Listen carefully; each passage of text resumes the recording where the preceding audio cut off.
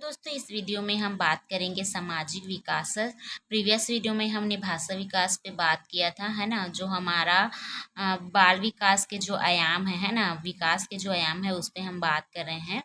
तो सामाजिक विकास क्या है, चलिए देखते हैं। तो मनुष्य एक सामाजिक प्राणी है। बिना समाज के किसी भी व्यक्ति के सर्वांगीण विकास की कल्पना नहीं की जा सकती है।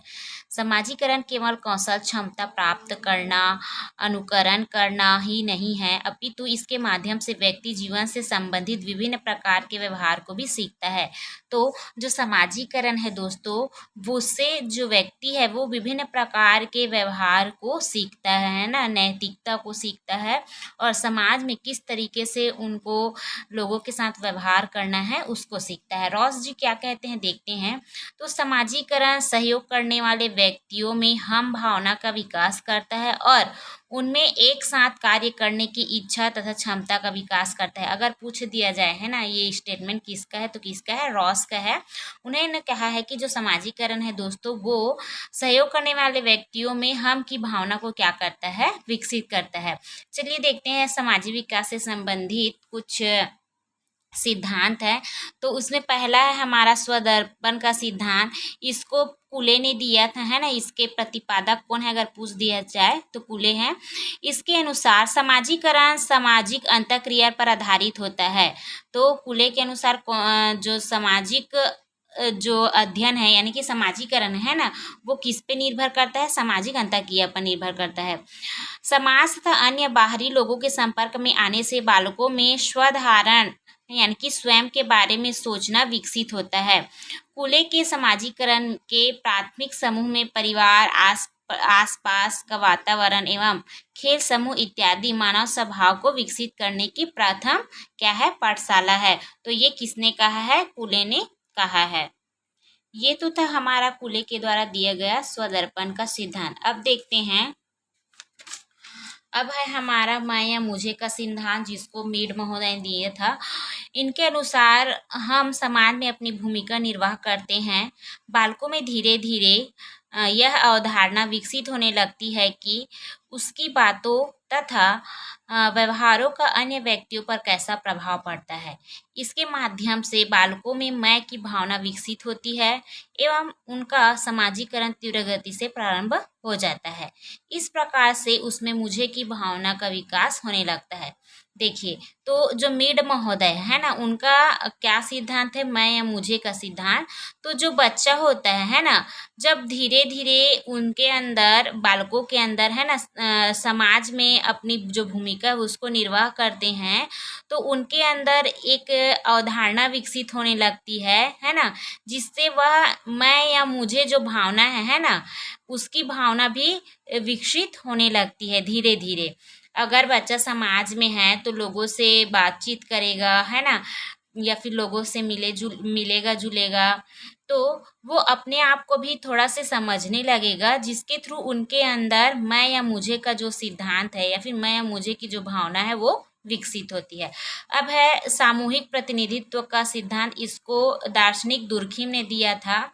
इनके अनुसार प्रत्येक समाज में अपनी विचारधारा, मूल्य भाव, विश्वास, आदर्श, संस्कार तथा मान्यताएं प्रगतिशील अवस्था में होती है। तो समय जो जितने भी समाज है दोस्तों, उसमें एक अलग विचारधारा होती है, अपना एक धर्म होता है ना, विश्वास होता है, आदर्श होता है, संस्कार होते हैं और मान्यता होती है, जिसे समाज के व्यक्तियों द्वारा स्वीकृति मिली हुई होती है। बालक जिस समाज में जन्म लेता है वह उस समाज के लोगों द्वारा किए गए आचरण एवं व्यवहार का अनुकरण करता है। इस प्रकार समाजीकरण की प्रक्रिया अपनी गति से चलती है। तो जो बच्चा है ना, जिस संप्रदाय में रहता है, उस संप्रदाय के लोगों के द्वारा अपनाए गए संस्कार, मान्यता आदि को क्या करता है, वो बच्चा अनुकरण करता है या सीखता है। उसी को यहाँ पे कहा गया है कि सामूहिक प्रतिनिधित्व का सिद्धांत। अब देखते हैं समाजीकरण की इकाई क्या है या प्रकार क्या है ना। तो समाजीकरण एक ऐसी प्रक्रिया है जो जीवन पर्यंत चलती रहती है। इस समाजीकरण को मनोवैज्ञानिकों ने है ना अध्ययन के दृष्टिकोण से विभिन्न भागों में बांटा है। तो चलिए देखते हैं कौन कौन से भाग है। तो पहला है हमारा प्राथमिक समाजीकरण है ना, और दूसरा है द्वितीयक समाजीकरण। तो इसी को प्राथमिक इकाई या द्वितीयक इकाई के नाम से भी जानते हैं। तो यह बालकों में भविष्य में होने वाले समाजीकरण के लिए आधार सृजित करता है। तो हमारा जो प्राथमिक समाजीकरण जो इकाई है ना, प्राथमिक इकाई है, वो बच्चों में समाजीकरण का आधार को क्या करता है दोस्तों, सृजित करता है या आधार रखता है, नींव रखता है। समाजीकरण की इस अवस्था में बालक अपने जीवन की शुरुआत करता है। बालक समाज के माध्यम से ही व्यवहारिक ज्ञान सीखता है। शिक्षा, संस्कृति, मूल्य तथा अभिवृत्ति के मुख्य अभिकर्ता के रूप में परिवार एवं मित्र की भूमिका होती है। तो जो हमारी प्राथमिक इकाई क्या होती है, समाजीकरण की प्राथमिक इकाई हमारा परिवार होता है दोस्तों, ठीक है। अब है दूसरा या गौण समाजीकरण। इसके माध्यम से बालक सामुदायिक तरीके से सीखने के व्यवहार को अपनाता है। इस प्रकार की समाजीकरण का माहौल विद्यालयों, खेल के मैदानों एवं पड़ोसियों के संदर्भ में देखने को मिलता है, जो बालकों को व्यवहारिक रूप से सभ्य बनाने में भूमिका निभाते हैं। देखो हमारी प्राथमिक इकाई क्या होते हैं, परिवार है ना, और मित्र जो होते हैं वो होते हैं। और द्वितीयक में हमारा जो समुदाय है ना, समाज है, विद्यालय है, खेल का मैदान है, ये जो होता है वो हमारे द्वितीयक इकाई के रूप में बच्चे के समाजीकरण के लिए बहुत ज़्यादा क्या होते हैं, प्रभावी होते हैं।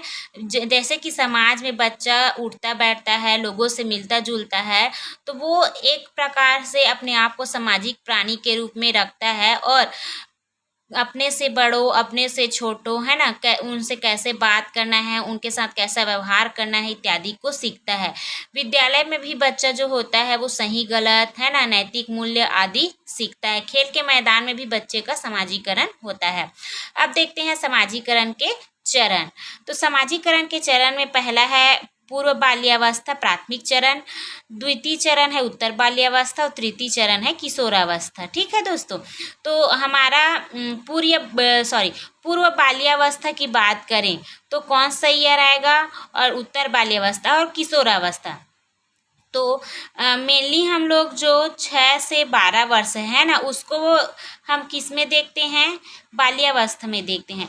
लेकिन कई जो मनोवैज्ञानिक है ना, उनका मानना है कि जो हमारा क्या कह सकते हैं, जो हमारा 6 से 12 वर्ष होता है वो क्या होता है, उत्तर बाल्यावस्था, और 6 से पहले का जो समय रहता है ना वो हमारा पूर्व बाल्यावस्था में है ना। तो जब बच्चा पूर्व बाल्यावस्था में रहता है तो उसका जो प्राथमिक चरण, समाजीकरण की प्राथमिक चरण प्रारंभ हो जाती है। जैसे कि बच्चा जो है वो पूर्व बाल्यावस्था में है, तो मान लीजिए कि उसका समाजीकरण इतना ही हो पाता है ना। जैसे जैसे आगे बढ़ेगा, जैसे कि उत्तर बाल्यावस्था में आएगा तो थोड़ा सा उसका समाजीकरण का जो क्षेत्र है वो बढ़ जाएगा। फिर किशोरावस्था में व्यापक रूप से उसका समाजीकरण होता है। इसको हम इस डायग्राम के थ्रू समझाने की कोशिश किए हैं दोस्तों, ठीक है। अब बारी आती है समाजीकरण का जो प्रक्रिया है ना, उसमें मुख्य अभिकर्ता कौन होते हैं। तो पहला है अध्यापक। तो अध्यापक किस प्रकार से होता है दोस्तों, जब बच्चा जो होता है ना, वो स्कूल में अगर 10 बजे जाता है तो वहाँ से 4 बजे वापस आता है, ठीक है।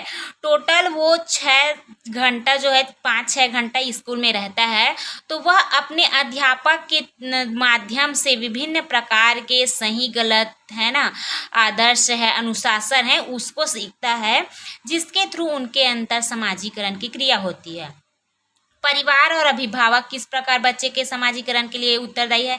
हम जानते हैं कि जो परिवार है वो हमारा समाजीकरण की प्राथमिक इकाई है ना।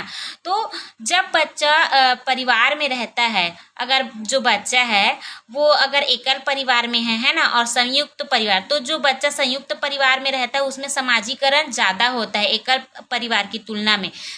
जो संयुक्त परिवार रहता है उसमें विभिन्न जो लोग हैं, यानी कि पापा है, पापा के भाई हैं है ना, चाचा, बड़े पापा, दादा लोग जो रहते हैं वो दादा लोग के भाई रहते हैं, और तो जब बहुत सारे लोग रहते हैं तो उस स्थिति में जो बच्चेकरण का समाजीकरण है ना, वो और अच्छे तरीके से होता है। जब वो अपने से बड़ों से मिलता है तो वो उनको संस्कार देते हैं, क्या सही है क्या गलत है, उन सब के बारे में वो सीखता है, तो उसका समाजीकरण होने लगता है।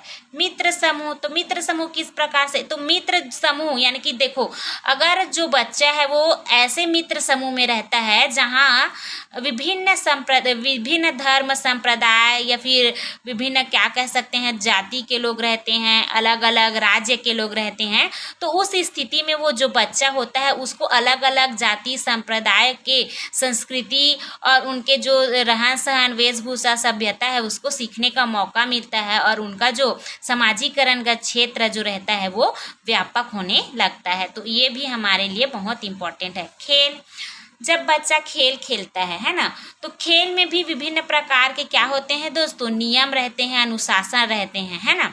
तो जो बच्चा होता है उसको खेल के थ्रू नियमों में बंधना, अनुशासन पालन करना और खेल के मैदान में विभिन्न साथियों के साथ मिलना जुलना, इस प्रकार की जो क्रियाएं होती है उसके थ्रू उसका क्या होता है, समाजीकरण होता है।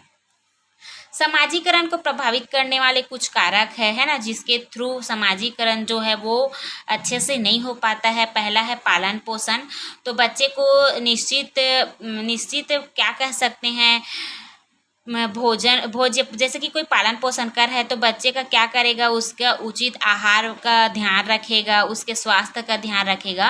तो अगर बच्चे का स्वास्थ्य सही है तो वो समाजीकरण में सकारात्मक रूप से भाग लेगा, लेकिन उसका पालन पोषण ही सही नहीं रहेगा तो वो समाजीकरण की क्रिया से क्या हो जाएगा, दूर हो जाएगा। उसके बाद है सहानुभूति, तो सहानुभूति जो होता है वो किस प्रकार से समाजीकरण को मतलब आगे बढ़ाता है।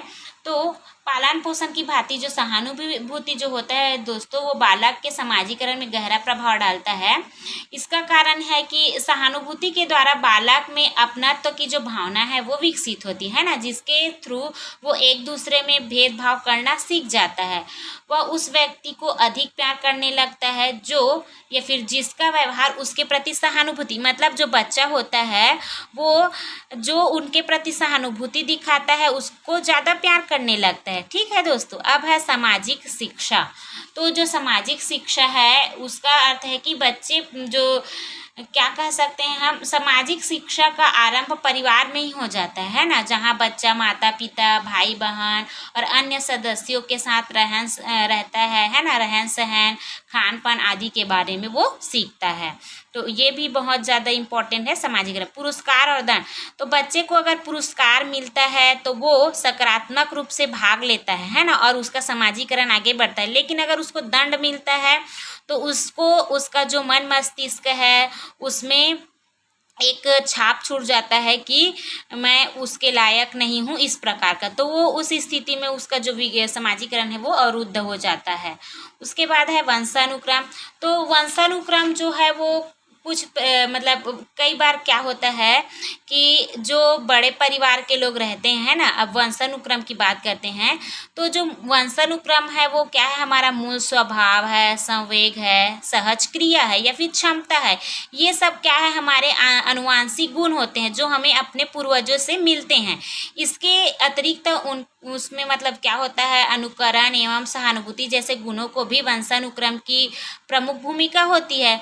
ये सभी जो तत्व जो होते हैं वो बालक के समाजीकरण में क्या होते हैं, उत्तरदायी होते हैं। तो वंशानुक्रम में ये है कि हमारे जो वंशजों के द्वारा मिले गए हमारे अंदर सहज गुण होते हैं, मूल भाव होते हैं, वो हमें आगे समाजीकरण की क्रिया को आगे बढ़ाने में मदद करता है। अगर कोई वंश जो है ऐसा है कि वहाँ के जो बच्चे होते हैं, मतलब कई सबको नहीं बोल रही हूँ, कई बच्चे चिड़चिड़े होते हैं शुरू से, है ना, तो उनके पिता जब वैसे रहते हैं तब की स्थिति में वो जो बच्चा होता है वो उसी प्रकार का व्यवहार करता है। तो इस स्थिति में उसका जो विकास सामाजिक विकास है वो थोड़ा अवरुद्ध हो जाता है।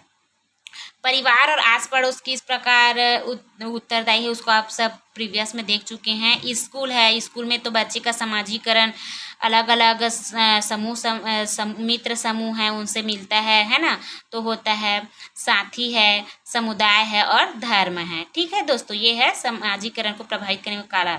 और है हमारा लिंग, तो लिंग किस प्रकार से, इसको एक अलग परिप्रेक्ष्य में देखें दोस्तों, तो जो हमारा लिंग है वो दो प्रकार के होते हैं ना, जेंडर और सेक्स।